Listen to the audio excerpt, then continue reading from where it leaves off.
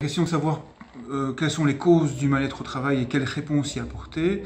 Pour traiter de ces questions, je vais me référer à l'ouvrage que je viens de publier qui s'appelle « Travailler aujourd'hui, ce que révèle la parole des salariés ». Donc, les causes du mal-être au travail, dans un premier temps, elles viennent essentiellement de quoi? Elles viennent du fait que énormément de salariés ne sont plus dans les conditions pour bien réaliser leur travail. C'est-à-dire que c'est quoi? C'est une infirmière, par exemple, qui dit je distribue des médicaments, mais je n'ai plus le temps d'accompagner les patients dans un processus de soins. Donc je suis réduit à faire du chiffre, à faire du résultat, à distribuer ça très vite. C'est un accompagnateur de train qui dit ce n'est pas dans mes procédures d'aider les personnes à mobilité réduite à monter dans les wagons, par exemple. Donc c'est des personnes empêchées à bien faire leur travail, ça c'est une première cause du mal-être au travail, et l'origine de ce mal-être vient du fait qu'il y a énormément de procédures, de normes, dans lesquelles on diminue les effectifs nécessaires, dans lesquelles on dit aux travailleurs qu'ils doivent se conformer pour l'obtention de résultats, de performances toujours rehaussés. Alors, autre élément qui provoque ce mal-être au travail, c'est le développement de toute une série de techniques managériales d'individualisation et de mise en compétition. C'est par exemple des techniques d'évaluation individualisée des performances et des compétences dans lesquelles les travailleurs sont parfois invités à se dénoncer les uns les autres, à s'évaluer les uns entre les autres. Et donc ça déstructure en profondeur des collectifs de travail.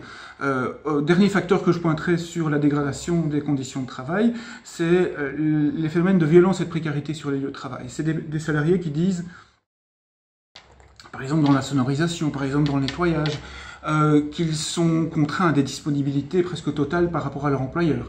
Il y a quelqu'un de l'Oreca qui disait « mes journées de travail c'est 24 heures », c'était 24 heures de suite, avec 24 heures de pause, puis à nouveau 24 heures de prestation.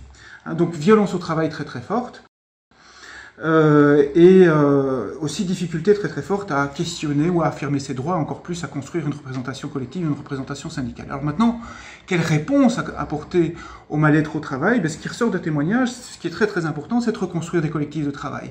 Reconstruire des collectifs de travail indépendants des directions, dans lesquels les salariés peuvent débattre, délibérer de leurs conditions de travail. Parce que généralement, il y a des collectifs de travail qui sont créés pour discuter et débattre des objectifs. Ici, il s'agit de créer des collectifs de travail pour débattre des conditions de travail en toute indépendance. Ça pose la question évidemment de quelle représentation syndicale, de quel syndicalisme on peut construire. Il y a beaucoup de témoins qui illustrent le fait qu'un contre-pouvoir au sein des lieux de travail est indispensable pour se protéger, notamment de certaines pratiques de harcèlement ou de mise en fragilité provoquées par le management contemporain.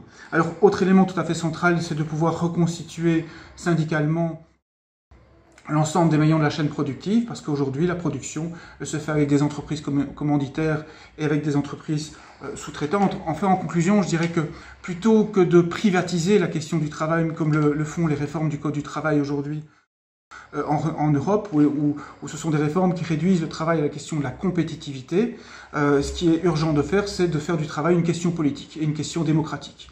Une question démocratique, c'est quoi? C'est une question où les populations concernées sont légitimées à intervenir, à délibérer ce qui les concerne.